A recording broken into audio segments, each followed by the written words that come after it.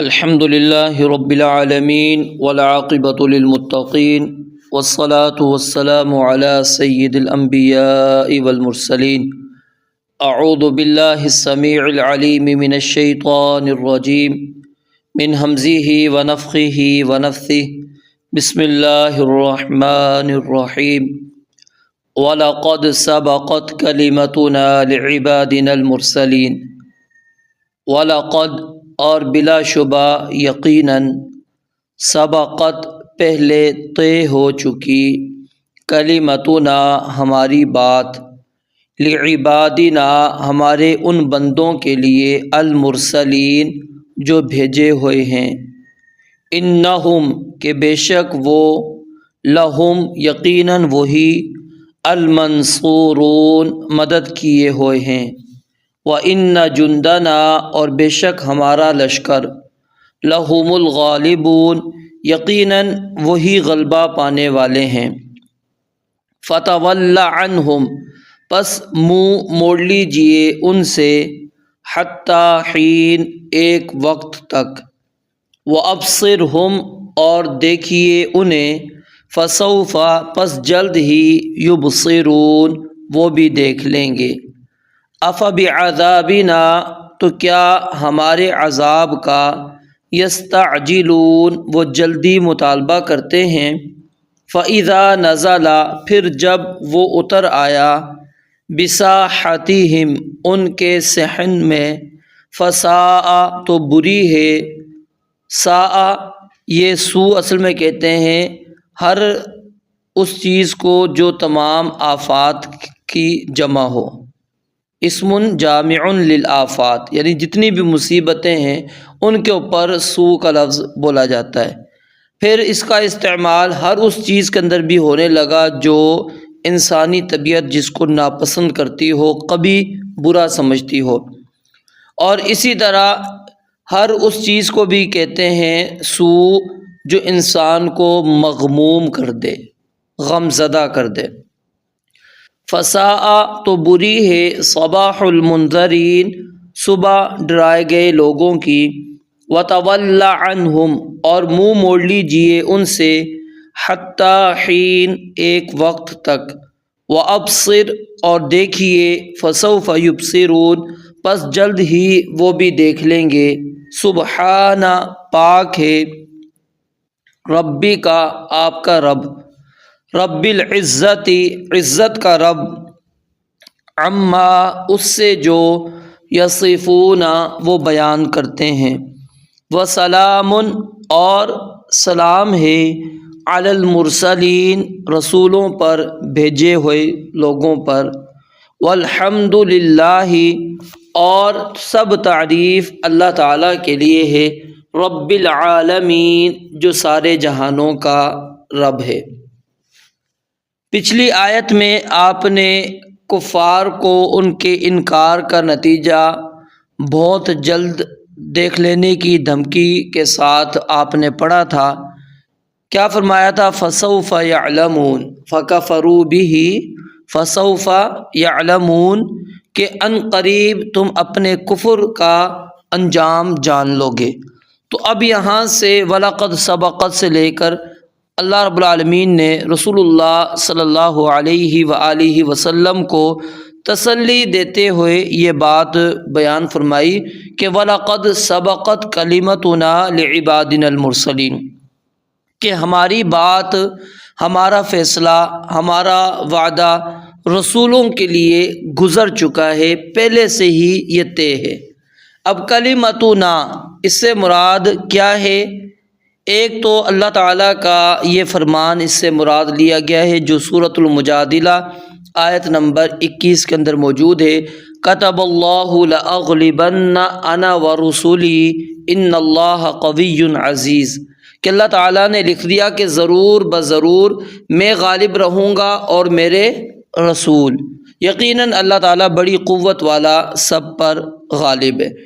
اور یہ قول کس کا ہے؟ مقاتل بن سلیمان اور بغوی اور ثعلبی کا ہے. وقیلا اور اس کے بارے میں یہ بھی کہا گیا ہے کہ المراد بہا ما ورد فی الآیتین بعدہا اس سے مراد وہ ہے جو اس کے بعد 2 آیتوں کے اندر آیا ہے، وہ کیا ہے؟ انہم لہم المنصورون وان جندنا لہم الغالبون۔ اور یہ قول ہے امام شوکانی کا، ابن عاشور کا، آلوسی کا اور بقاعی کا۔ وقیلا، اور یہ بھی کہا گیا کہ المعنی مضى القضاء والحکم فی ام الکتاب، کہ تقدیر کے اندر اللہ رب العالمین کا یہ فیصلہ، یہ حکم گزر چکا ہے۔ اللہ تعالیٰ نے تقدیر میں یہ بات لکھ دی ہے بِأَنَّ لَهُمُ النُّصْرَةَ وَالْغَلَبَةَ وَالْعَاقِبَةَ، کہ نصرت، مدد بھی ان کی ہوگی، غلبہ بھی ان کو ہی ملے گا، اچھا انجام بھی ان کا ہی ہوگا۔ اور یہ معنی کیا ہے امام ابن کثیر اور امام ابن جریر رحمۃ اللہ علیہم نے۔ اور امام ابن عثیمین وہ بیان کرتے ہیں المراد بالعباد ہنا العبودیۃ الخاصہ، کہ اللہ رب العالمین نے جو یہ وعدہ کیا ہے لعبادنا، ہمارے بندوں سے۔ اب کہتے ہیں عبادت سے مراد یہاں پر کیا ہے؟ خاص عبادت ہے، بل اخص الخاصۃ وہی عبودیۃ الرسالہ، بلکہ خاص الخاصہ جو عبادت ہے وہ کیا ہے؟ رسالت والی، یعنی عابدی، وہ کیا ہے؟ انتہائی عاجزی، انکساری، اطاعت، فرما برداری پر مشتمل ہوتی ہے۔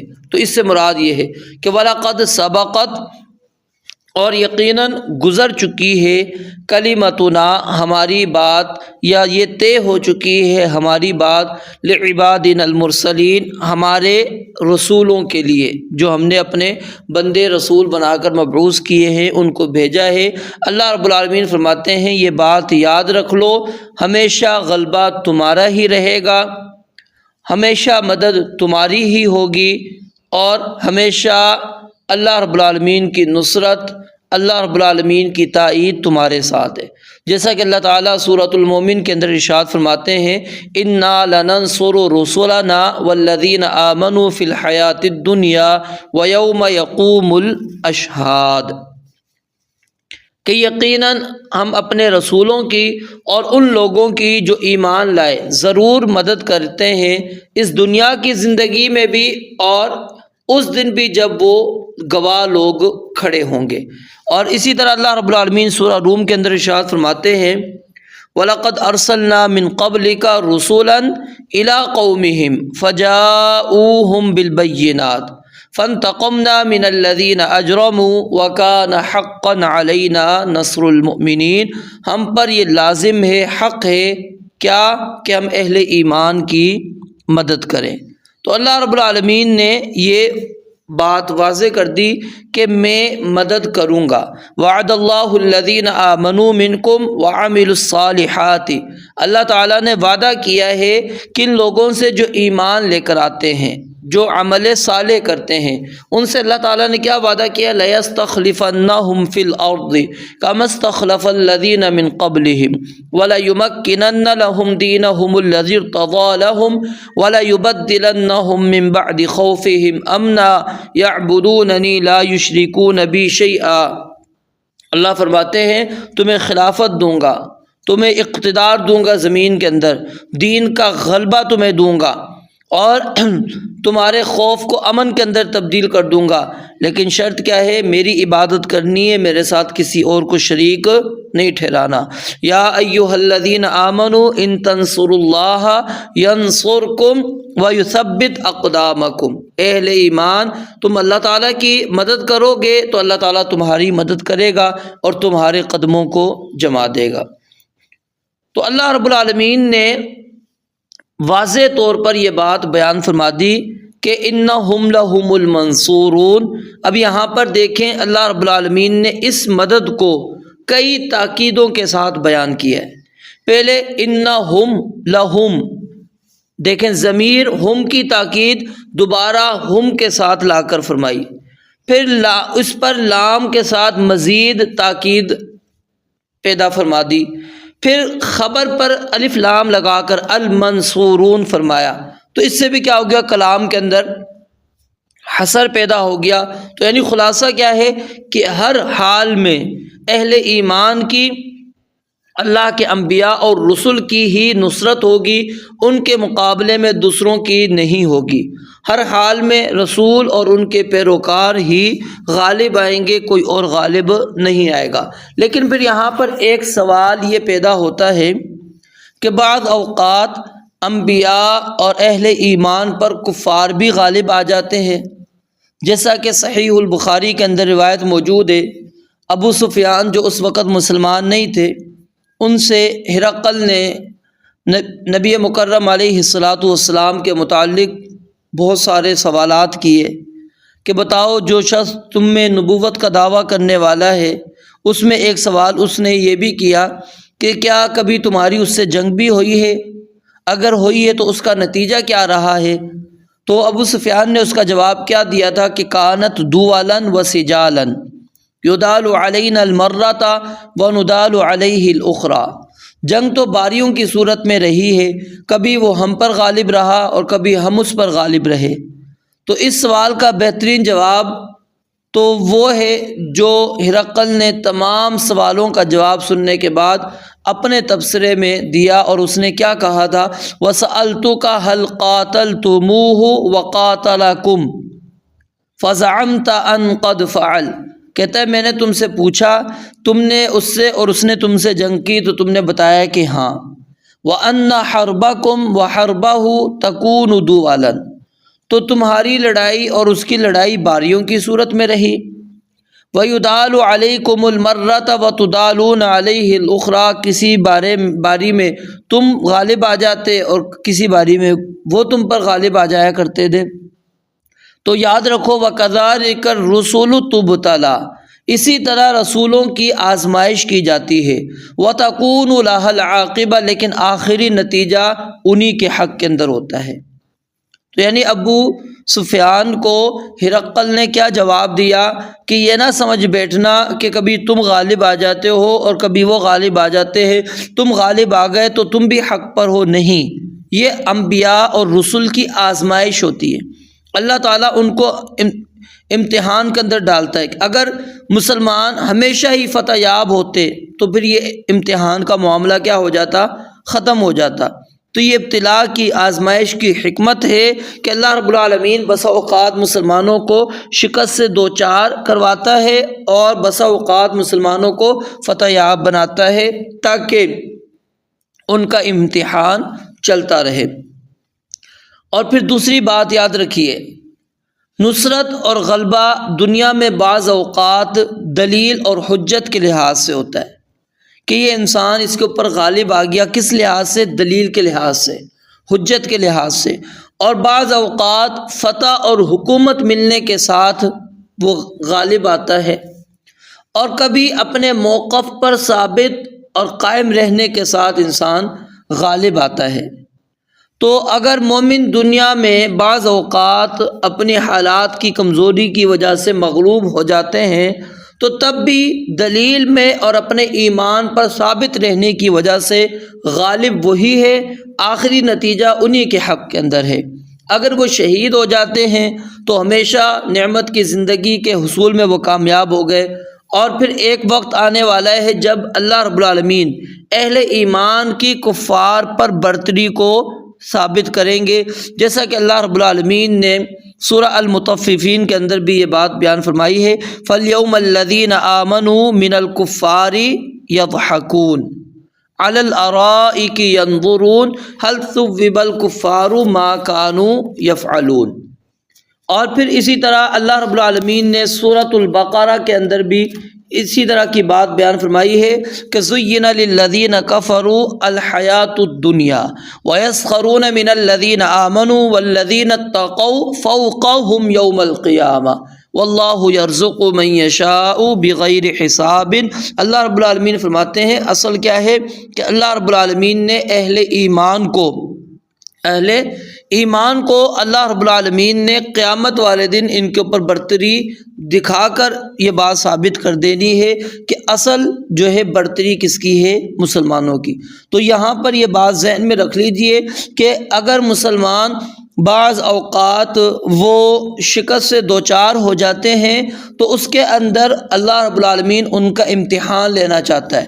اور پیچھے آپ اگر سورہ آل عمران کے اندر پڑھیں گے جنگ احد کے واقعات کو، جس کے اندر مسلمانوں کو فتح کے ساتھ پھر شکست سے بھی دوچار ہونا پڑا، پھر فتح حاصل کر لی انہوں نے، یہ سارے واقعات جب آپ پڑھیں گے اس کے اندر اللہ رب العالمین نے وہ سارے مقاصد، وہ حکمت بیان کی ہیں کہ ہم یہ کیوں ہم نے کیا، تاکہ لیمیز اللہ الخبیث من الطیب۔ ٹھیک ہے، اللہ تعالیٰ علیحدہ کرنا چاہتا ہے، بالکل جدا کرنا چاہتا تھا کون اہل ایمان ہے، کون کافر ہے، کون منافق ہے، بالکل اللہ تعالیٰ واضح کرنا چاہتے تھے۔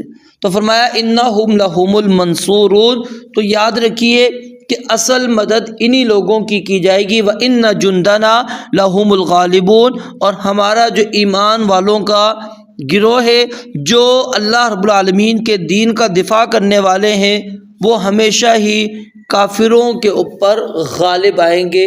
اللہ رب العالمین نے ان کو غلبہ عطا کرنا ہے۔ یہاں جندنا، جند سے مراد کیا ہے؟ ایک تو کہا گیا کہ المرسلون واتباعہم، رسول اور ان کے جو پیروکار ہیں، اور یہ امام شوکانی، آلوسی، ابو سعود اور بقاعی کا قول ہے۔ وقیلا، اور یہ بھی کہا گیا کہ حزبنا المؤمنین، اس سے مراد ہمارا گروہ کون سا ہے؟ ایمان والوں کا۔ وَأَهْلَ وِلَایَتِنَا، اور جو والی ہیں یعنی کہ ان کے پیروکار ہیں وہ لوگ۔ وَمِمَّنْ قَالَ بِذَلِكَ فِي الْجُمْلَةِ مقاتل بن سلیمان، ابن جریر اور ابن الجوزی ہیں، ان کا یہ قول ہے۔ وَإِنَّ جُنْدَنَا لَهُمُ الْغَالِبُونَ، ہمارا لشکر ہی غالب آنے والا ہے۔ فَتَوَلَّ عَنْهُمْ، اب یہاں پر نبی علیہ الصلاۃ والسلام کو اللہ رب العالمین کیا کہتے ہیں؟ آپ منہ موڑ لیجئے، آپ اعراض کیجئے، یہ ذہن میں آپ بٹھا لیں کہ مدد آپ کی جائے گی، آپ اللہ کا لشکر ہیں، آپ ہی ان کے اوپر غالب آئیں گے۔ لیکن فتول عنہم عنہم حتی حین، تو ایک معلوم مدت تک، وہ معلوم مدت کون سی ہے؟ اللہ رب العالمین کے علم میں ہے، اس وقت تک آپ ان سے اعراض کیجئے، منہ موڑیے۔ امام شوکانی رحمۃ اللہ علیہ بیان کرتے ہیں فتول عنہم حتی حین، اس کی تفسیر کے اندر یعنی ای اعرض عنہم الی مدت معلومۃ عند اللہ سبحانہ وتعالی، کہ اللہ رب العالمین کے نزدیک جو معلوم مدت ہے اس وقت تک آپ ان سے اعراض کریں۔ وہی مدت الکف عن القتال، اور یہ کون سی مدت ہے؟ قتال، لڑائی جہاد سے جو روکا گیا تھا، اللہ تعالیٰ نے جہاد کا حکم نہیں دیا تھا، وہ مدت مراد ہے۔ قال السدی و مجاہد حتی نأمرک بالقتال، ٹھیک ہے، کہتے ہیں کہ جب تک ہم آپ کو قتال کا حکم نہیں دیتے آپ نے ان سے اعراض کرنا ہے۔ وقال قتادۃ الی الموت، اور امام قتادہ کہتے ہیں کہ موت تک آپ ان سے اعراض کریں۔ وقیل الی یوم بدر، اور یہ بھی کہا گیا کہ بدر کے دن تک آپ ان سے اعراض کریں، منہ پھیر لیجئے۔ وقیل الی یوم فتح مکہ تھا، اور یہ بھی علماء نے یہاں پر مراد لیا ہے کہ فتح مکہ تک آپ ان سے اعراض کریں۔ وقیل هذه الآیۃ منسوخۃ بآیۃ السیف، اور یہ بھی ایک قول یہ ہے کہ یہ آیت منسوخ ہو چکی ہے، کس کے ساتھ؟ بآیۃ السیف، جس کے اندر اللہ تعالیٰ نے قتال کا، جہاد کا حکم دیا ہے۔ تو یہ چند اقوال تھے، اور پھر اس کے اندر علماء کے نام بھی موجود ہیں کہ کس نے کون سا قول بیان کیا ہے، میں اس تفصیل کے اندر نہیں جا رہا۔ لیکن ایک اور چیز یہاں پر جو امام شیخ سعدی رحمۃ اللہ علیہ نے اپنی تفسیر السعدی کے اندر نقل کی ہے، وہ کیا کہتے ہیں؟ امر رسولہ بالاعراض عمن عاندوا ولم يقبلوا الحق، کہ جن لوگوں نے آپ سے دشمنی کی ہے اور حق کو قبول نہیں کیا، نبی علیہ الصلوۃ والسلام کو اللہ تعالیٰ نے حکم دیا ہے کہ آپ ان سے اعراض کریں۔ وَأَنَّهُ مَا بَقِيَ إِلَّا انتظار مَا يَحُلُّ بِهِم مِّنَ الْعَذَابِ، اور کہتے ہیں اس سے مراد کیا ہے کہ جب تک ان کے اوپر عذاب نہیں آ جاتا آپ اس وقت تک ان سے جو ہے آپ اعراض کیجئے۔ اور جہاں تک پیچھے ہم نے ایک قول یہ پڑھا تھا کہ یہ آیت منسوخ ہے، اس کے بارے میں تفسیر العلیمی کے اندر یہ بات موجود ہے کہ حتی حین ای حین نأمرک بقتالہم فالآیۃ محکمۃ، کہتے ہیں یہ آیت کیا ہے؟ محکم ہے، منسوخ نہیں ہے۔ تو اللہ رب العالمین نے اسی طرح کی بات قرآن کریم کی دیگر آیات کے اندر بھی کی ہے کہ فَأَعْرِضْ عَنْهُمْ وَانْتَظِرْ إِنَّهُمْ مُنْتَظِرُونَ، آپ اعراض کیجئے ان سے اور انتظار کیجئے، بے شک وہ بھی منتظر ہیں۔ فَارْتَقِبْ إِنَّهُمْ مُرْتَقِبُونَ، آگے فرمایا وَأَبْصِرْهُمْ، اور ان کو دیکھیے اے محمد صلی اللہ علیہ وسلم، فَسَوْفَ يُبْصِرُونَ، ان قریب وہ بھی دیکھ لیں گے کہ ان کے اوپر اللہ رب العالمین کا عذاب کون سا نازل ہوا ہے، ٹھیک ہے، ان کو بھی پتہ لگ جائے گا۔ تو اب یہ وَأَبْصِرْهُمْ، اس کی تفسیر کے اندر ایک قول یہ ہے کہ انظر الیہم اذا عذبوا، کہ جب ان کو عذاب کے اندر مبتلا کیا جائے تو اس وقت ان کی طرف دیکھو۔ یہ واحدی اور ابن جوزی ابن عثیمین رحمۃ اللہ علیہم اجمعین کا قول ہے۔ امام مقاتل بیان کرتے ہیں وَأَبْصِرْهُمْ اذا نزل بهم العذاب ببدر، کہ جب ان کے اوپر بدر کا عذاب اترا تھا اس وقت کو آپ دیکھیے۔ وقال ابن عاشور ولیس المراد النظر الى ذواتهم لیکن الى احوالهم، یہاں مقصود کیا ہے؟ ان کی حالتوں کی طرف دیکھنا ہے، یعنی تأمل احوالهم ترى کیف ننصرک علیہم، کہ ہم آپ کی مدد ان کے خلاف کیسے کریں گے، دیکھیے گا۔ وَهَذَا وَعِيدٌ بِمَا حَلَّ بِهِمْ يَوْمَ بَدْرٍ، جو بدر والے دن ان کے ساتھ معاملہ پیش آیا تو اس کی دھمکی اللہ رب العالمین نے یہاں پر دے دی۔ وَقِيلَ الْمُرَادُ أَنذِرْهُمْ، اور یہ بھی کہا گیا کہ اس سے مراد کیا ہے کہ آپ ان کو مہلت دیجئے، وَارْتَقِبْ، اور پھر انتظار کیجئے، ماذا يحل بهم من العذاب والنکال على مخالفتک وتکذیبک، آپ کی جو مخالفت کی، آپ کو جھٹلایا، اس پر اللہ رب العالمین نے ان کو کیا سزا دینی ہے، آپ دیکھیے گا۔ یہ ابن کثیر رحمۃ اللہ علیہ نے بیان کیا ہے۔ وقیل المعنی وابصرهم ببصرک وبصیرتک، کہ آپ ان کو اپنی نگاہوں سے اور اپنی بصیرت سے دیکھیے گا، عند الحین الذی ضربناہ لک، جب ہم آپ کی وجہ سے ان کو ماریں گے، ٹھیک ہے، اب اس وقت آپ ان کو دیکھیے گا کیسے وہ تبدیل ہوتے ہیں، ان کے ساتھ کیا معاملات ہوتے ہیں، وہ اس وقت آپ دیکھیے۔ افبعذابنا یستعجلون، تو اللہ رب العالمین فرماتے ہیں کہ یہ بار بار آپ سے مشرکین اللہ رب العالمین کے عذاب کو طلب کرتے ہیں کہ اللہ رب العالمین نے جو وقت مقرر کیا ہے اس سے پہلے وہ کہتے ہیں عذاب لے کر آؤ۔ اور قرآن مجید میں جب بھی آپ پڑھیں گے کفار کو عذاب کی دھمکی دی گئی ہے تو وہ جھٹلانے کے لیے فوراً کیا کرتے تھے؟ اس کے لانے کا مطالبہ کرتے تھے، اور کیا کہتے تھے؟ وَيَقُولُونَ مَتَىٰ هَٰذَا الْوَعْدُ إِن كُنتُمْ صَادِقِينَ، اگر تمہارا یہ وعدہ سچا ہے تو لے کر آؤ نا، کب پورا ہوگا؟ قُلْ عَسَىٰ أَن يَكُونَ رَدِفَ لَكُمْ بَعْضُ الَّذِي تَسْتَعْجِلُونَ وَيَسْتَعْجِلُونَكَ بِالْعَذَابِ وَلَوْلَا أَجَلٌ مُّسَمًّى لَّجَاءَهُمُ الْعَذَابُ وَلَيَأْتِيَنَّهُمْ بَغْتَةً وَهُمْ لَا يَشْعُرُونَ، اللہ کہتے ہیں اگر وقت مقرر نہ ہوتا فوراً آ جاتا۔ وَقَالُوا رَبَّنَا عَجِّل لَّنَا قِطَّنَا قَبْلَ يَوْمِ الْحِسَابِ، تو وہ عذاب کو کیا ہے؟ مانگتے ہیں، ہم پر عذاب آئے۔ أَفَبِعَذَابِنَا يَسْتَعْجِلُونَ، تو وہ کہتے ہیں اگر تم واقعی سچے ہو تو پھر ہم پر کیوں نہیں عذاب لے کر آتے؟ امطر علینا حجارۃ من السماء او ائتنا بعذاب علیم، ہم پر پتھروں کی بارش کروا دو، ہم پر دردناک عذاب لے کر آ جاؤ، کیوں نہیں لے کر آتے ہو؟ تو یعنی اتنی سرکشی ہے، اتنی جہالت ہے کہ اللہ رب العالمین سے اتنے بے خوف ہو گئے ہیں کہ جلد عذاب کا مطالبہ کر رہے ہیں۔ تو اللہ رب العالمین نے فرمایا فَإِذَا نَزَلَ بِسَاحَتِهِمْ، یاد رکھو جب عذاب ان لوگوں کے صحن میں اترتا ہے جو جلد عذاب کو طلب کرتے ہیں تو ان لوگوں کی صبح انتہائی بری ہوتی ہے، ان کی صبح جو ہوتی ہے کیا ہوتی ہے؟ انتہائی بری ہوتی ہے۔ اب یہاں پر صبح کا لفظ کیوں خاص طور پر ذکر کیا گیا؟ کیونکہ عرب عموماً صبح کے وقت حملہ کرتے تھے، اور نبی مکرم علیہ الصلاۃ والسلام کا معمول بھی یہی تھا۔ صحیح بخاری کے اندر روایت موجود ہے، سیدنا انس بن مالک رضی اللہ تعالی عنہ بیان کرتے ہیں ان النبی صلی اللہ علیہ وآلہ وسلم خرج الی خیبر، نبی مکرم علیہ الصلاۃ والسلام خیبر کی طرف نکلے، فجاءہا لیلا، تو آپ علیہ الصلاۃ والسلام رات کو وہاں پر پہنچ گئے۔ وَكَانَ إِذَا جَاءَهَا قَوْمًا بِلَيْلٍ لَا يُغِيرُ عَلَيْهِمْ، جب آپ کسی قوم پر رات کے وقت آتے تھے تو ان کے اوپر جو ہے حملہ نہیں کرتے تھے۔ حتیٰ یصبح، یہاں تک کہ وہ صبح کر لیں. فلما اصبح، بس جب صبح ہوئی، خرجت یہود، تو یہود نکلے، بمصاحیہم، اپنی کھیتیوں کے جو آلات ہیں ان کو لے کر.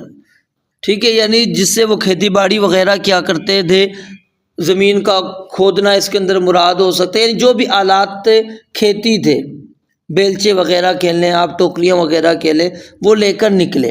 وہ مقاتلہم، مقاتل ٹوکریوں کو بھی کہتے ہیں، اور ساتھ میں جس کے اندر وہ اپنا کھانا وغیرہ، زنبیل وغیرہ جس کے اندر کھانا وغیرہ وہ رکھتے ہیں. فلما رأوہ، جب انہوں نے دیکھا آپ علیہ الصلوۃ والسلام کو، قالوا، تو انہوں نے آواز لگا کر کہا، محمد، واللہ محمد والخمیس، کہ محمد علیہ الصلوۃ والسلام، اللہ کی قسم محمد علیہ الصلوۃ والسلام اپنے لشکر کے ساتھ آ گئے ہیں. اب الخمیس یہ کیوں کہا گیا؟ کیونکہ لشکر جو ہے 5 حصوں میں تقسیم تھا. ایک مقدمہ، دوسرا ساقہ، میمنہ، میسرہ، قلب، یہ 5 حصوں کے اندر تقسیم تھا. اس کے لیے انہوں نے بالخمیس کا لفظ استعمال کیا. فقال النبی صلی اللہ علیہ وسلم، تو نبی علیہ الصلوۃ والسلام نے کیا فرمایا؟ اللہ اکبر خربت خیبر، اللہ کی قسم، اللہ اکبر، خیبر برباد ہو گیا. انا اذا نزلنا بساحت قوم فساء صباح المنذرین، کہ جب ہم کسی قوم کے صحن میں اترتے ہیں تو ان لوگوں کی صبح بری ہوتی ہے جنہیں پہلے ڈرایا جا چکا ہوتا ہے. تو یعنی اللہ رب العالمین کا عذاب بھی اگر ہم قرآن مجید کے اندر پڑھیں گے تو عموماً صبح کے وقت ہی وہ عذاب آتا تھا. جیسے قوم لوط کے متعلق اللہ رب العالمین نے یہ بات بیان فرمائی ہے کہ ان موعدہم الصبح، بے شک ان کے وعدے کا وقت صبح ہے. الیس الصبح بقریب، کیا صبح واقعی قریب نہیں ہے؟ تو اللہ رب العالمین فرماتے ہیں عذاب جلد مانگو نہیں، جب آئے گا تو پھر اپنے سامنے یہ خیبر والوں کا واقعہ بھی رکھ لو، اور پھر قوم لوط کا بھی معاملہ رکھ لو. اللہ رب العالمین صبح کے وقت عذاب دیتے ہیں. وَتَوَلَّ عَنْهُمْ حَتَّىٰ حِينٍ، اب یہ تاکید کے لیے بات دوبارہ دہرائی فرمائی تاکہ آپ علیہ الصلوۃ والسلام کو تسلی ہو اور شاید کہ کفار عبرت حاصل کر لیں. ٹھیک ہے، یہاں صرف ابصر فرمایا، ابصرہم نہیں فرمایا. ٹھیک ہے، پیچھے آپ نے جو پڑھا تھا وہ کیا تھا؟ وَأَبْصِرْهُمْ فَسَوْفَ يُبْصِرُونَ. ٹھیک ہے، یہاں پر صرف کیا کہا؟ وَأَبْصِرْ، اور آپ دیکھیے. ٹھیک ہے، ہم کو یہاں پر حذف کر دیا گیا ہے. وَأَبْصِرْ فَسَوْفَ يُبْصِرُونَ. ٹھیک ہے، وَتَوَلَّ عَنْهُمْ حَتَّىٰ حِينٍ بھی یہ بھی آ گیا تاکید. سبحان ربک رب العزت عما یصفون. اب جب اللہ رب العالمین نے اس صورت کے اندر بہت سے مشرکین کے اقوال جو انتہائی قبیح، انتہائی برے اور اللہ رب العالمین کی توہین پر مشتمل تھے، ان کو اللہ رب العالمین نے بیان کیا تھا. تو اب اللہ رب العالمین کیا کہہ رہے ہیں کہ اللہ کے نبی علیہ الصلوۃ والسلام آپ اپنے رب کو پاک کر دے، پاکیزگی اس کی بیان کریں. سبحان ربک، پاک ہے تیرا رب، پاک ہے تیرا رب، رب العزتی، جو کیا ہے؟ عزت کا رب ہے، جو رب العزتی عزت کا رب ہے. عما یصفون، کن چیزوں سے پاک ہے؟ جو کفار آپ کا شریک بناتے ہیں، آپ کی اولاد بناتے ہیں، آپ کی بیوی بناتے ہیں، یا جو آپ کے اوپر الزامات لگاتے ہیں. الحمدللہ. تو ان تمام سے اللہ رب العالمین کی ذات کیا ہے؟ بالکل مبرہ ہے، بالکل پاک ہے. اللہ رب العالمین کی ذات، اس کے اندر کوئی عیب نہیں، کوئی نقص نہیں. ٹھیک ہے، سبحان ربی کا رب العزت. اب دیکھیں یہاں پر رب العزت کیوں کہا؟ عزت کا رب، کیونکہ اصل عزت کیا ہے؟ اللہ تعالیٰ کے لیے. وَلِلَّهِ الْعِزَّةُ وَلِرَسُولِهِ وَلِلْمُؤْمِنِينَ. اصل عزت کس کی؟ اللہ تعالیٰ کی، رسولوں کی اور اہل ایمان کی. قُلْ فَلِلَّهِ الْعِزَّةُ جَمِيعًا، ساری کی ساری عزت اللہ تعالیٰ کی ہے. تو اللہ رب العالمین نے من کان یرید العزہ فللہ العزۃ جمیعا، قرآن کریم کی کئی آیات میں اس چیز کو بیان کر دیا کہ عزت کس کے ہاتھ میں ہے؟ اللہ رب العالمین کے عزت والا رب کون ہے؟ اللہ تعالیٰ۔ قل اللہم مالک الملک تؤتی الملک من تشاء وتنزع الملک ممن تشاء وتعز من تشاء وتذل من تشاء بیدک الخیر انک علی کل شیء قدیر۔ تو اللہ رب العالمین نے کیا کہا؟ سبحان ربک رب العزت عما یصفون، کہ آپ کا رب پاک ہے جو کہ عزت کا رب ہے ان چیزوں سے جو یہ کفار بیان کرتے ہیں، جو آپ علیہ السلام کی طرف منسوب کرتے ہیں، جو اللہ تعالیٰ کی طرف جو باتیں عقائد اقوال منسوب کرتے ہیں، اللہ رب العالمین ان سے بالکل پاک ہے۔ وسلام علی المرسلین۔ اب یہ اللہ رب العالمین نے یہاں پر مرسلین کا ذکر کیوں کیا؟ اگرچہ اس سے مراد صرف رسول نہیں ہے، علماء کے دونوں قول ہیں، اس سے مراد کیا ہے؟ انبیاء بھی ہیں اور پھر اسی سے مراد فرشتے بھی ہیں، یہ دونوں قول ہیں۔ وسلام علی المرسلین، اور اللہ رب العالمین کی سلامتی اس دنیا کے اندر بھی اور آخرت کے اندر بھی ہے، کس پر؟ رسولوں پر۔ کیوں؟ کیونکہ انہوں نے اللہ رب العالمین کو ہر اس نقص اور ہر اس عیب سے کیا کر دیا؟ پاک کر دیا، جو کفار اور مشرکین اللہ تعالیٰ کی طرف نسبت کرتے ہیں۔ قل الحمد للہ وسلام علی عبادہ الذین اصطفیٰ۔ پھر آخر کے اندر کیا فرمایا؟ والحمد للہ رب العالمین، کہ محامد کی جتنی بھی اقسام ہیں، حمد کی جتنی بھی قسمیں ہیں، سب کی سب ثابت ہیں، اور وہ صرف اللہ رب العالمین کے ساتھ خاص ہے۔ اللہ تعالیٰ کے علاوہ کسی اور کے لیے تعریف ہے ہی نہیں۔ اب ان آیات کے اوپر ایک اور اعتبار سے غور کریں کہ یہاں پر جو ہم نے یہ آیت پڑھی تھی وَإِنَّ جُنْدَنَا لَهُمُ الْغَالِبُونَ، اس کے اندر اللہ رب العالمین نے اہل ایمان کو اپنا لشکر قرار دیا، ٹھیک ہے، اور جو اللہ کا لشکر ہوگا اللہ رب العالمین نے ان کو ایک بشارت سنا دی کہ غلبہ ہمیشہ تمہیں ہی ملے گا۔ فَسَاءَ صَبَاحُ الْمُنذَرِينَ، یہاں پر یہ چیز بیان کر دی گئی ہے کہ یاد رکھو جب عذاب تمہارے اوپر آ جائے گا اس وقت اگر تم توبہ طائب کرو گے اس وقت تمہاری توبہ قبول نہیں کی جائے گی۔ فلما رأوا بأسنا قالوا آمنا باللہ وحدہ وکفرنا بما كنا به مشرکین فلم یک ینفعوہم ایمانہم لما رأوا بأسنا سنت اللہ التي قد خلت فی عبادہ وخسر ہنالک الکافرون۔ تو اس لیے توبہ انسان کو اس سے پہلے کرنی چاہیے۔ اگر وہ عذاب کو دیکھ کر توبہ کرتا ہے تو اس وقت اس کی توبہ جو ہے قبول نہیں کی جائے گی۔ اور پھر اسی طرح یہ جو آخر والا جملہ ہم نے پڑھا ہے سبحان ربک رب العزت عما یصفون، اس کے اندر اللہ رب العالمین نے اپنے نفس کو بالکل منزہ کر دیا، پاک کر دیا، جو اللہ رب العالمین کی شان کے لائق نہیں ہے ان ساری باتوں سے۔ پھر اللہ رب العالمین نے اپنے رسولوں کو بھی محفوظ رکھا ان تمام چیزوں سے جو انبیاء اور رسول کی طرف لوگ منسوب کرتے ہیں، جھوٹے الزامات لگاتے ہیں، اس سے بھی، ٹھیک ہے۔ اور اس میں علماء کہتے ہیں سر عظیم من اسرار القرآن، یہ قرآن کریم کے اسرار میں سے ایک راز اس کے اندر چھپا ہوا ہے۔ اور پھر یہ جو جملہ آخری ہم نے پڑھا سبحان ربک رب العزت عما یصفون، یہ داعی کے لیے مستحب ہے کہ جب وہ اپنی دعا کو ختم کرے تو اپنی پکار کو جب بات کو ختم کرے تو یہ کلمات پڑھ لے، جس طرح کہ اہل جنت یہ کہیں گے وآخر دعواہم ان الحمد للہ رب العالمین، ٹھیک ہے، یا پھر سبحان ربک رب العزت عما یصفون وسلام علی المرسلین والحمد للہ رب العالمین۔ تو اس کے اندر کیا ہے؟ اللہ رب العالمین کو تمام ان باتوں سے منزہ کر دیا گیا جو اللہ تعالیٰ کی طرف منسوب کی جاتی ہیں، اور رسولوں پر سلام بھیجا گیا ہے، اور بات کو ختم کس کے ساتھ کیا گیا ہے؟ الحمدللہ رب العالمین سے۔ یہاں پر ایک اشارہ یہ بھی ہے کہ جس طرح اللہ رب العالمین کی ذات کو ہم نے تمام نقائص تمام عیوب سے پاک اور مبرہ سمجھنا ہے اور کرنا ہے، اللہ رب العالمین کی طرف کوئی ایسی بات منسوب نہیں کرنی۔ تو یاد رکھیں جو ذات ان کی یہ چیزیں بیان کرنے والی ہے ہستی وہ کون ہے؟ انبیاء اور رسول ہیں، تو ان کو بھی منزہ اور پاک رکھنا ہے، ان کے بارے میں بھی کوئی ایسی باتیں نہیں کرنی۔ رب العالمین سے دعا ہے اللہ تعالیٰ جو کچھ ہم نے سنایا اللہ رب العالمین اس پر مجھے اور آپ کو عمل کرنے کی توفیق عطا فرمائے۔ تو آج ہمارا یہ سبق یہاں پر اختتام پذیر ہوتا ہے۔ تو اللہ رب العالمین نے اگر زندگی رکھی بقید حیات تو انشاءاللہ العزیز ہم عید الفطر کے بعد اپنی آگے والی تفسیر اس کا آغاز کریں گے سورہ صاد سے۔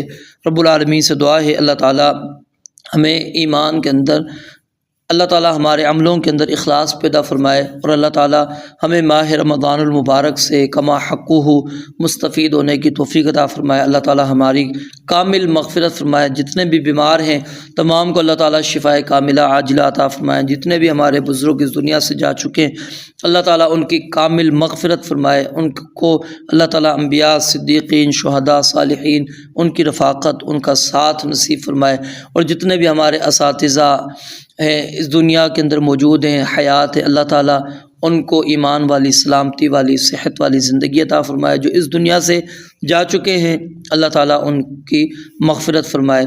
رب العالمین سے دعا ہے اللہ تعالیٰ سمجھنے، عمل کرنے کی توفیق عطا فرمائے۔ وآخر دعوانا الحمد للہ رب العالمین۔